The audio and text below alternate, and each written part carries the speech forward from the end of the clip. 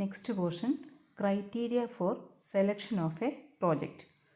ഒന്നിലധികം പ്രോജക്റ്റ് പ്രൊഫൈലിൽ നിന്ന് ഒരു പർട്ടിക്കുലർ പ്രോജക്റ്റ് സെലക്ട് ചെയ്യാനുള്ള ക്രൈറ്റീരിയ എന്തൊക്കെയാണെന്നാണ് ഇതിൽ പറയുന്നത്. The first one, size of investment.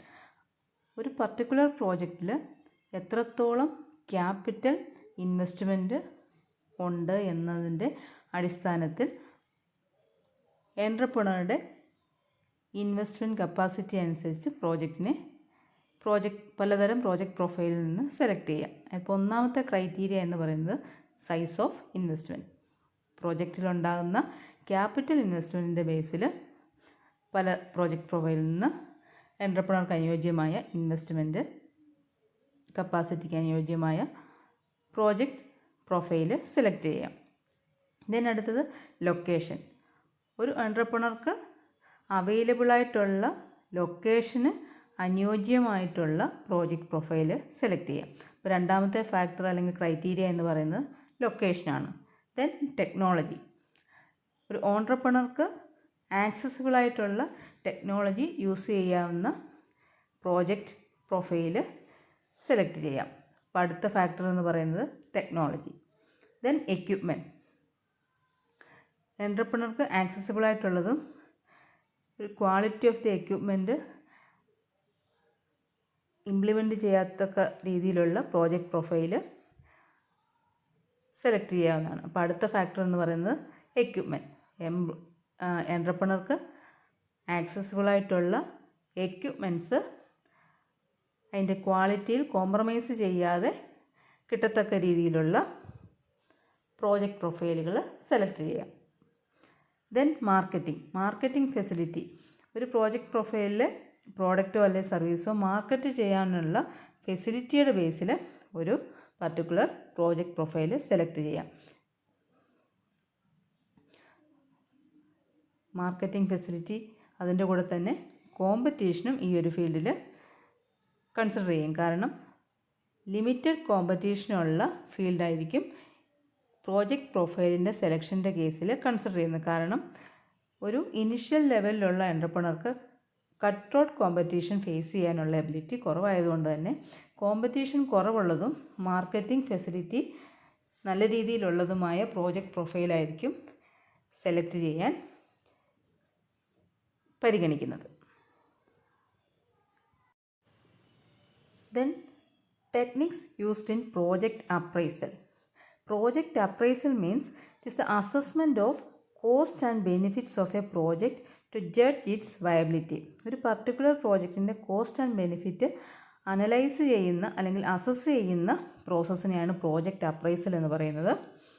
ഇത് രണ്ട് രീതിയിലാണ് ചെയ്യുന്നത്. ഒന്ന് പ്രൊപ്പോസ്ഡ് പ്രോജക്റ്റിൻ്റെ കേസിലും രണ്ട് എക്സിക്യൂട്ടഡ് പ്രോജക്റ്റിൻ്റെ കേസിലും. പ്രൊപ്പോസ്ഡ് പ്രോജക്റ്റിൻ്റെ അപ്രൈസലിനെ വിളിക്കുന്ന പേര് ex ante analysis. Then executed പ്രോജക്റ്റിൻ്റെ അപ്രൈസലിനെ പറയുന്ന പേരാണ് പോസ്റ്റ് ആൻറ്റി അനാലിസിസ്. ഇങ്ങനെ രണ്ട് രീതിയിലാണ് പ്രോജക്റ്റ് അപ്രൈസൽ നടക്കുന്നത്. അതായത് ഒരു പർട്ടിക്കുലർ പ്രോജക്റ്റിൻ്റെ കോസ്റ്റ് ആൻഡ് ബെനിഫിറ്റ് അസസ് ചെയ്തുകൊണ്ട് അതിൻ്റെ വയബിലിറ്റി ജഡ്ജ് ചെയ്യുന്ന പ്രോസസ്സാണ് പ്രോജക്റ്റ് അപ്രൈസൽ. അത് പ്രൊപ്പോസ്ഡ് പ്രോജക്റ്റിൻ്റെ കേസിലും ചെയ്യാൻ സാധിക്കും, അതുപോലെ തന്നെ എക്സിക്യൂട്ടഡ് പ്രോജക്റ്റിൻ്റെ കേസിലും ചെയ്യാൻ സാധിക്കും. പ്രൊപ്പോസ്ഡ് പ്രോജക്റ്റിൻ്റെ അപ്രൈസലിനെ വിളിക്കുന്ന പേരാണ് ex ante analysis. Then executed പ്രോജക്റ്റിൻ്റെ അപ്രൈസലിനെ വിളിക്കുന്ന പേരാണ് post ante analysis. Ex ante അനാലിസിസിൻ്റെ ഉദ്ദേശം എന്ന് പറയുന്നത്, അതായത് പ്രൊപ്പോസ്ഡ് പ്രോജക്റ്റിൻ്റെ അപ്രൈസൽ നടത്തുന്നത് എന്തിനു വേണ്ടിയാണെന്ന് ചോദിച്ചാൽ ഈ ഒരു പർട്ടിക്കുലർ പ്രോജക്റ്റിൽ ഇൻവെസ്റ്റ് ചെയ്യണോ വേണ്ടയോ എന്നുള്ള തീരുമാനമെടുക്കുന്നതിന് വേണ്ടിയാണ് പ്രൊപ്പോസ്ഡ് പ്രോജക്റ്റിൻ്റെ അപ്രൈസൽ സാധാരണയായിട്ട് കണ്ടക്ട് ചെയ്യുന്നത്.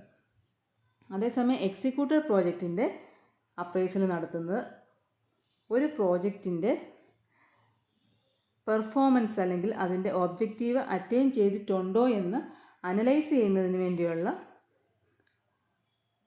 അസസ്മെൻ്റാണ് എക്സിക്യൂട്ടഡ് പ്രോജക്റ്റിൽ നടക്കുന്നത്.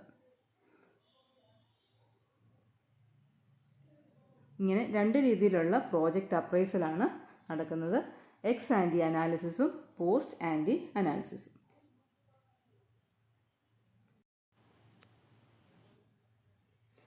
ഈ പ്രോജക്റ്റ് അപ്രൈസലിനുള്ള വേരിയസ് ടെക്നിക്സ് ആണ് ഇനി പറയാൻ പോകുന്നത്. First one, pay back period technique. Payback period is the time period required to recover the initial investment invested in a project. Payback period technique എന്ന് പറയുന്നത് ഇതിനകത്ത് പ്രധാനമായിട്ടും കൺസിഡർ ചെയ്യുന്നത് ഒരു പ്രോജക്റ്റിൽ ഇൻവെസ്റ്റ് ചെയ്ത എമൗണ്ട് തിരിച്ചു കിട്ടാൻ എടുക്കുന്ന ടൈം പീരീഡാണ് ഇവിടെ കൺസിഡർ ചെയ്യുന്നത്. ഇതിൻ്റെ ഇക്വേഷൻ എന്ന് പറയുന്നത് original cost of the project divided by net annual cash inflows. ഇപ്പോൾ ഒരു പ്രോജക്റ്റിൽ ഇൻവെസ്റ്റ് ചെയ്ത് ഒരു 5 ലക്ഷം രൂപ ഇൻവെസ്റ്റ് ചെയ്തിട്ടുണ്ടെങ്കിൽ ആ 5 ലക്ഷം രൂപ എത്ര വർഷം കൊണ്ട് തിരിച്ചു കിട്ടുന്നു എന്നുള്ള ആ കാലയളവാണ് പേബാക്ക് പീരീഡിൽ കൺസിഡർ ചെയ്യുന്നത്. ഇപ്പോൾ 2 പ്രോജക്റ്റ് പ്രൊഫൈൽ ഉണ്ടെങ്കിൽ ഒന്നിൻ്റെ പേബാക്ക് പീരീഡ് 5 ഇയേഴ്സും മറ്റൊന്നിൻ്റേത് 4 ഇയേഴ്സുമാണ് എങ്കിൽ 4 ഇയേഴ്സ് ആയിരിക്കും സെലക്ട് ചെയ്യുന്നത്. കാരണം 4 ഇയേഴ്സ് പേബാക്ക് പീരീഡ് എന്ന് പറയുന്നത് 4 വർഷം കൊണ്ട് അതിനകത്ത് മുടക്കിയ ഇൻവെസ്റ്റ്മെൻറ്റ് തിരിച്ചു കിട്ടും. ആ ഒരു പോയിൻ്റ് മാത്രമായിരിക്കും പേബാക്ക് പീരീഡിൽ കൺസിഡർ ചെയ്യുക. അതായത് ഇനിഷ്യൽ ഇൻവെസ്റ്റ്മെൻറ്റ് എത്രയാണോ അത് റീകൂപ്പ് ചെയ്യുന്ന കാലയളവ് ഏതിനാണോ കുറവ് ആ ഒരു പ്രോജക്റ്റ് ആയിരിക്കും പേബാക്ക് പീരീഡ് അനുസരിച്ച് സെലക്ട് ചെയ്യുന്നത്. എത്ര കുറഞ്ഞ കാലയളവിൽ ഇൻവെസ്റ്റ്മെൻറ്റ് തിരിച്ചു കിട്ടുന്ന പ്രോജക്റ്റുകളായിരിക്കും പേബാക്ക് പീരീഡ് അനുസരിച്ച് സെലക്ട് ചെയ്യുന്നത്. ഈ ഒരു മെത്തേഡിൽ ഇനിഷ്യൽ ഇൻവെസ്റ്റ്മെൻറ്റിൻ്റെ റീകൂപ്മെൻ്റ് അല്ലാതെ മറ്റൊരു ഫാക്ടറും ആ ഒരു ഇനിഷ്യൽ ഇൻവെസ്റ്റ്മെൻറ്റ് റീകൂപ്പ് ചെയ്തതിന് ശേഷമുള്ള ഒരു റിട്ടേണിനെ പറ്റിയും പേബാക്ക് പീരീഡ് കൺസിഡർ ചെയ്യുന്നതല്ല. ഇതൊരു ഡീമെറിറ്റാണ് പേബാക്ക് പീരീഡിൻ്റെ. ദെൻ അടുത്തത് average rate of return method. ഇത് പേബാക്ക് പീരീഡിൻ്റെ ഒരു ഇംപ്രൂവ്ഡ് വേർഷനാണ്. അതായത് ഇതിനകത്ത് ഒരു പ്രോജക്റ്റിലെ എൻ്റയർ എക്കണോമിക് ലൈഫിൻ്റെ ഏണിങ്സ് കൺസിഡർ ചെയ്തുകൊണ്ടുള്ള ഒരു അപ്രൈസൽ ടെക്നിക്കാണ് average rate of return method അല്ലെങ്കിൽ റിട്ടേൺ ഓൺ ഇൻവെസ്റ്റ്മെൻറ്റ് മെത്തേഡ്. ഇതിൻ്റെ ഇക്വേഷൻ എന്ന് പറയുന്നത് average earnings divided by average investment into 100. ഇപ്പോൾ ഒരു പ്രോജക്റ്റ് പ്രൊഫൈലിൽ ഒരു entrepreneur average rate of return 10% എന്ന് ഡിസൈഡ് ചെയ്യുകയാണെങ്കിൽ ഒരു പ്രോജക്റ്റ് പ്രൊഫൈൽ അപ്രൈസൽ ചെയ്യുമ്പോൾ അതിൻ്റെ ആവറേജ് റേറ്റ് ഓഫ് റിട്ടേൺ 10% കൂടുതലാണ് എങ്കിൽ ആ ഒരു പ്രോജക്റ്റ് അക്സെപ്റ്റ് ചെയ്യുകയും 10% കുറവാണ് എങ്കിൽ ആ പ്രോജക്റ്റ് അയാൾ റിജക്റ്റ് ചെയ്യുകയും ചെയ്യും. അതാണ് ARR മെത്തേഡ് എന്ന് പറയുന്നത്. ഇൻ കേസ് 2 പ്രോജക്റ്റ് കൺസിഡർ ചെയ്യുമ്പോൾ 2 പ്രോജക്റ്റും 10% അതായത് ഇവർ ഡിസൈഡ് ചെയ്തിരിക്കുന്ന ആവറേജ് റേറ്റ് ഓഫ് റിട്ടേൺ റേറ്റിനെക്കാട്ടിലും കൂടുതലാണ് എങ്കിൽ ഏതിനാണോ കൂടുതൽ, ഇപ്പോൾ ഒന്ന് 11%, ഇപ്പോൾ 10% സ്റ്റാൻഡേർഡായിട്ട് ഒരു എൻ്റർപ്രണർ വെച്ച കേസിൽ 2 പ്രോജക്റ്റ് പ്രൊഫൈൽ എടുക്കുമ്പോൾ 11ഉം 12ഉമാണ് എങ്കിൽ 12% ARR വരുന്ന പ്രോജക്റ്റ് ആയിരിക്കും സെലക്ട് ചെയ്യുന്നത്. അതായത് ഹയസ്റ്റ് റേറ്റ് ഓഫ് റിട്ടേൺ ഏത് പ്രോജക്റ്റാണോ ഓഫർ ചെയ്യുന്നത് ആ പ്രോജക്റ്റിലായിരിക്കും average rate of return method അനുസരിച്ച് ഇൻവെസ്റ്റ് ചെയ്യുന്നത്. ദെൻ അടുത്തത് discounted cash flow techniques. Discounted cash flow ടെക്നിക്സിനകത്ത്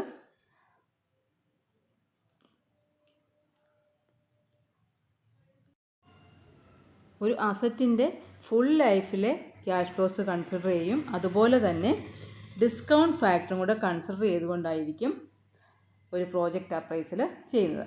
അതിനകത്ത് വരുന്ന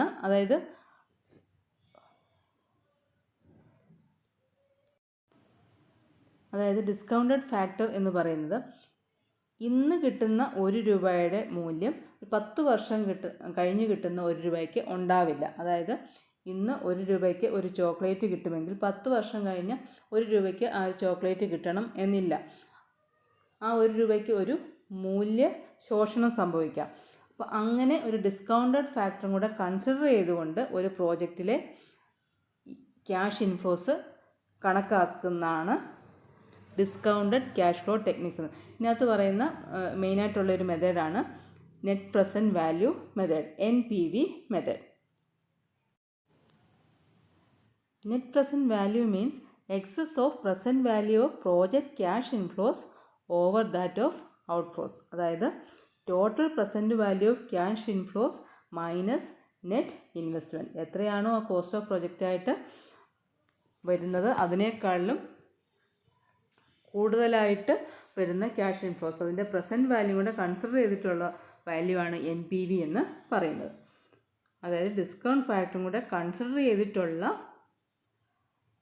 വാല്യൂ ആണ് NPV ആയിട്ട് കണക്കാക്കുന്നത്. ഇപ്പോൾ രണ്ട് പ്രോജക്റ്റിൽ ഹയർ NPV ഉള്ള പ്രോജക്റ്റ് ആയിരിക്കും സെലക്ട് ചെയ്യപ്പെടുന്നത്. If two projects are mutually exclusive, the one with higher net present value should be chosen.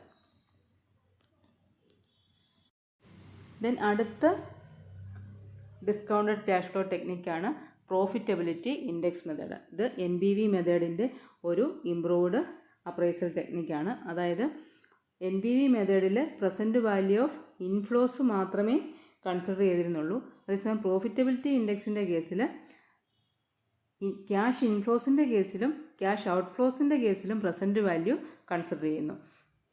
അതാണ് പ്രോഫിറ്റബിലിറ്റി ഇൻഡെക്സും NPVയും തമ്മിലുള്ള വ്യത്യാസം. പ്രസൻറ്റ് വാല്യൂ ഇൻഡെക്സിൽ present value of future cash inflows divided by present value of cash outflows. ഇതാണ് present value ഇൻഡെക്സിൻ്റെ formula. Then അടുത്ത മെത്തേഡാണ് internal rate of return method, അല്ലെങ്കിൽ time adjusted rate of return method, discounted rate of return method എന്നൊക്കെ അറിയപ്പെടുന്നു. ഇത് ഒരു trial and error മെത്തേഡാണ്. അതായത് പല ഇൻട്രസ്റ്റ് റേറ്റ് ഇട്ടിട്ട് അതിനകത്ത് എക്സ്പെക്റ്റഡ് ഫ്യൂച്ചർ ക്യാഷ് ഫ്ലോസിൻ്റെ പ്രസൻറ്റ് വാല്യൂവും കോസ്റ്റ് ഓഫ് ഇനിഷ്യൽ ഇൻവെസ്റ്റ്മെൻറ്റിൻ്റെയും തുകയെ ഇക്വേറ്റ് ചെയ്യുന്ന interest rate trial and error മെത്തേഡിൽ കണ്ടുപിടിക്കുക. അതിനെയാണ് IRR മെത്തേഡ് എന്ന് പറയുന്നത്. ഇപ്പോൾ ഏതെങ്കിലും ഒരു പ്രോജക്റ്റ് ഹയർ ഡിഫറൻസ് കാണിക്കുകയാണെങ്കിൽ അങ്ങനെയുള്ള പ്രോജക്റ്റ് അക്സെപ്റ്റ് ചെയ്യുകയും മറ്റുള്ളത് റിജക്റ്റ് ചെയ്യുകയും. Rate of return is compared to the cost of capital and the project with higher difference is adopted and the another one is rejected. IRR എന്ന് പറയുന്നത് ഇതൊരു trial and error മെത്തേഡാണ്. Interest rate that equates the present value of expected future cash inflows to the cost of investment outlay.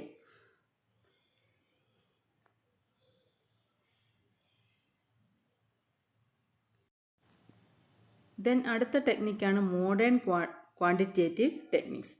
ഇതും project അപ്രൈസലിന് വേണ്ടി ഇങ്ങനെയുള്ള modern quantitative ടെക്നിക്സും ഉപയോഗിക്കാറുണ്ട്. അതിനകത്ത് വരുന്നതാണ് സെൻസിറ്റിവിറ്റി ടെക്നിക്. അതായത് ഒരു പ്രോജക്റ്റ് പ്രൊഫൈലിനെ പല സാഹചര്യത്തിൽ അതിൻ്റെ ക്യാഷ് ഇൻഫ്ലോസ് ഫോർകാസ്റ്റ് ചെയ്യപ്പെടും. ഇപ്പം അതിൻ്റെ ഒപ്റ്റിമിസ്റ്റിക് സ്റ്റേജിലുള്ള ക്യാഷ് ഇൻഫ്ലോസ് ഫോർകാസ്റ്റ് ചെയ്യുക, ദെൻ മോസ്റ്റ് ലൈക്ലി സ്റ്റേജിലുള്ള ക്യാഷ് ഇൻഫ്ലോസ് ഫോർകാസ്റ്റ് ചെയ്യുക, ദെൻ പെസിമിസ്റ്റിക് ഏറ്റവും അനുകൂലമായതും ഏറ്റവും പ്രതികൂലമായ തീയതി വരെയുള്ള സർക്കംസ്റ്റാൻസസിൽ ആ ഒരു പർട്ടിക്കുലർ പ്രോജക്റ്റിൻ്റെ ക്യാഷ് ഇൻഫ്ലോസ് ഫോർകാസ്റ്റ് ചെയ്യുകയും അതിൻ്റെ ബേസിൽ ഒരു പ്രോജക്റ്റിനെ ആക്സെപ്റ്റ് ചെയ്യുകയും റിജക്റ്റ് ചെയ്യുകയും ചെയ്യുന്നതാണ് സെൻസിറ്റിവിറ്റി ടെക്നിക്.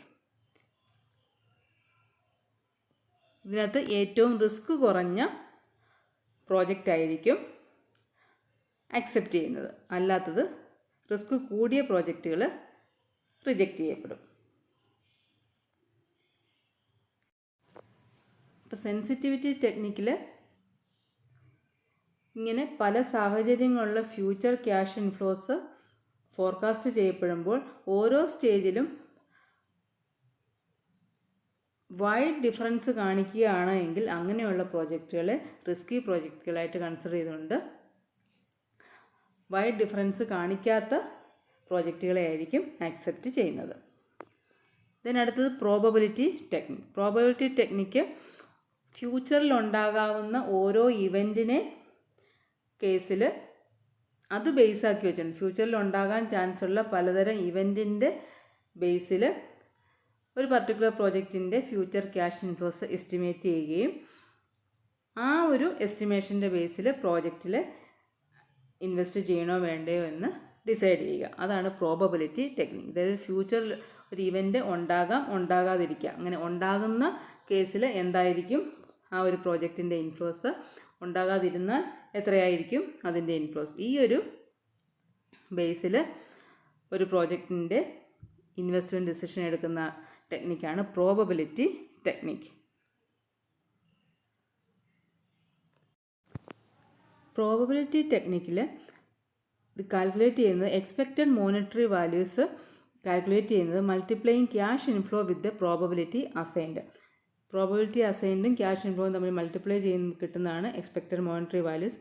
ഇതിൻ്റെ ഡിസ്കൗണ്ടഡ് ഫാക്ടറിനെ കൺസിഡർ ചെയ്ത് നെറ്റ് പ്രസൻറ്റ് വാല്യൂ എത്രയാണോ കിട്ടുന്നത് അത് ഏറ്റവും കൂടുതൽ നെറ്റ് പ്രസൻറ്റ് വാല്യൂ ഏത് പ്രോജക്റ്റ് പ്രൊഫൈലിനാണോ അതായിരിക്കും അക്സെപ്റ്റ് ചെയ്യുന്നത്. ഇതാണ് പ്രോബബിലിറ്റി ടെക്നിക്ക് മുഖേന ഒരു പ്രോജക്റ്റ് അപ്രൈസ് ചെയ്യുന്ന രീതി. ദെൻ അടുത്തത് standard deviation method. Standard deviation method adopt ചെയ്യുന്ന if two projects are same cost and their net present values are also the same. രണ്ട് project same cost and net present value same ആണ് എങ്കിൽ അങ്ങനെയുള്ള കേസിലാണ് standard deviation method consider ചെയ്യുന്നത്. അതായത് രണ്ട് പ്രോജക്റ്റിൽ കോസ്റ്റും സെയിം ആണ്, നെറ്റ് പ്രസൻറ്റ് വാല്യൂവും സെയിം ആണെങ്കിൽ അതിനകത്ത് വരുന്ന സ്റ്റാൻഡേർഡ് ഡീവിയേഷൻ്റെ ബേസിൽ അതിൻ്റെ കമ്പാരിറ്റീവ് റിസ്ക് ജഡ്ജ് ചെയ്തുകൊണ്ട് പ്രോജക്റ്റിനെ അക്സെപ്റ്റ് ചെയ്യണോ റിജക്റ്റ് ചെയ്യണോ എന്ന് തീരുമാനമെടുക്കുന്ന മെത്തേഡാണ് standard deviation method. The project having higher standard deviation is set to be more risky as compared to other. ഇപ്പം ഹയർ സ്റ്റാൻഡേർഡ് ഡീവിയേഷനുള്ള പ്രോജക്റ്റ് മോർ റിസ്കി ആയിരിക്കും, അല്ലാത്തത് ലെസ് റിസ്കി ആയിരിക്കും. ഇപ്പം റിസ്ക് ഇല്ലാത്തതായിരിക്കും കൂടുതലും സെലക്ട് ചെയ്യപ്പെടുന്നത്. ദെൻ അടുത്തത് decision tree analysis. Decision tree analysis investment ഡിസിഷനിൽ ഫ്രീക്വൻ്റ് ആയിട്ട് ഡിസിഷൻ എടുക്കുന്ന പ്രോജക്റ്റുകളുടെ കേസിൽ ബിസിനസ്സിൻ്റെ കേസിലായിരിക്കും ഡിസിഷൻ ട്രീ അനാലിസിസ്. പിന്നെ അതായത് ഒരു സീക്വൻഷ്യൽ ഡിസിഷൻസ് ഹാൻഡിൽ ചെയ്യുന്ന കേസിലാണ് ഡിസിഷൻ ട്രീ അനാലിസിസ് കൺസിഡർ ചെയ്യുന്നത്. ഡിസിഷൻ ട്രീ എന്ന് പറയുന്ന ഒരു ഗ്രാഫിക്കൽ റെപ്രസെൻറ്റേഷനാണ്. അതായത് പ്രസൻറ്റ് ഡിസിഷനും ഫ്യൂച്ചർ ഇവൻറ്റും തമ്മിലുള്ള റിലേഷൻഷിപ്പിനെ പ്ലോട്ട് ചെയ്യുന്ന ഒരു ഗ്രാഫിക്കൽ പ്രസൻറ്റേഷനാണ് ഡിസിഷൻ ട്രീ എന്ന് പറയുന്നത്. ഇതിനകത്ത് പ്രധാനമായിട്ടും പ്ലോട്ട് ചെയ്യപ്പെടുന്നത് പ്രസൻറ്റ് ഡിസിഷന്, അതുപോലെ തന്നെ ഫ്യൂച്ചർ ഇവൻറ്റ്സ്, ആ ഫ്യൂച്ചർ ഇവൻറ്റ്സിൻ്റെ അടിസ്ഥാനത്തിലുള്ള ഫ്യൂച്ചർ ഡിസിഷൻസ്, അതിൻ്റെ കോൺസിക്വൻസസ്, ഇതെല്ലാം പ്ലോട്ട് ചെയ്യപ്പെടുമ്പോൾ ഒരു ട്രീയുടെ ബ്രാഞ്ചസ് പോലെ വരും. അതുകൊണ്ടാണ് ഇതിനെ ഡിസിഷൻ ട്രീ അനാലിസിസ് എന്ന് അറിയപ്പെടുന്നത്. ഈ ഒരു മെത്തേഡും പ്രോജക്റ്റ് അപ്രൈസലിന് വേണ്ടി ഉപയോഗിക്കുന്ന ഒരു ടെക്നിക്കാണ്. ദെൻ അടുത്തത് സിസ്റ്റംസ് അനാലിസിസ്. സിസ്റ്റം അനാലിസിസിനകത്ത് പ്രധാനമായിട്ടും കൺസിഡർ ചെയ്യുന്നത് ഓൾട്ടർനേറ്റീവ്സിൻ്റെ ഇവാലുവേഷനാണ് ഇതിനകത്ത് പ്രധാനമായിട്ടും നടക്കുന്നത്. System analysis refers to the set of techniques concerned with the analysis procedure and other methods of doing things and with the design and implementation of new and superior system. ഒരു particular ബിസിനസ്സിനകത്ത് ഇപ്പോൾ അനാലിസിസിൻ്റെ കേസിലായിരിക്കും, പ്രൊസീജിയറിൻ്റെ കേസിലായാലും, അല്ലെങ്കിൽ ഒരു കാര്യം ചെയ്യുന്നതിൽ മറ്റേതെങ്കിലും alternative ഉണ്ടെങ്കിൽ ആ ഓൾട്ടർനേറ്റീവിനെ കൂടെ ഇവാലുവേറ്റ് ചെയ്തുകൊണ്ട് ഒരു പർട്ടിക്കുലർ പ്രോജക്റ്റിനെ അക്സെപ്റ്റ് ചെയ്യണോ റിജക്റ്റ് ചെയ്യണോ എന്ന് തീരുമാനിക്കുന്ന മെത്തേഡാണ് സിസ്റ്റം അനാലിസിസ്. ഇങ്ങനെ 5 മോഡേൺ ക്വാണ്ടിറ്റേറ്റീവ് ടെക്നിക്കാണ് പ്രോജക്റ്റ് അപ്രൈസലിനുള്ളത്. Sensitivity technique, probability technique, standard deviation method, decision tree method, system analysis.